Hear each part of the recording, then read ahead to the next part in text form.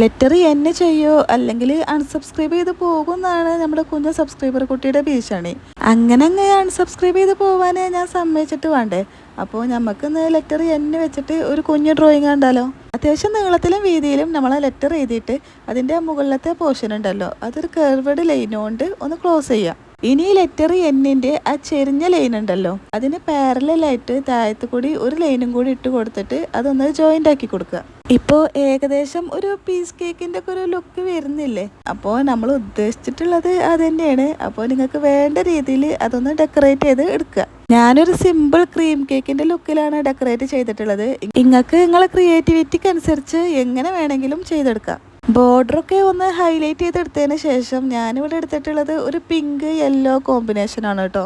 Letter drawing series start ചെയ്തപ്പോൾ ഞാൻ ആദ്യം വിചാരിച്ചിട്ടുണ്ടായിരുന്നത് ആൽഫബറ്റിക് ഓർഡറിൽ തന്നെ ഇത് കണ്ടിന്യൂ ചെയ്യാനായിരുന്നു. പക്ഷേ ഇപ്പോൾ ഡിസിഷന് ചെറുതായിട്ടൊന്ന് മാറ്റം വരുത്തിയിട്ടുണ്ട്. കമൻറ്റിൽ നമുക്ക് ഏതെങ്കിലും ലെറ്റർ സജസ്റ്റ് ചെയ്യുകയാണെങ്കിൽ നമ്മൾ ആ ലെറ്റർ വെച്ചിട്ട് ഡ്രോയിങ് ചെയ്യുന്നതായിരിക്കും.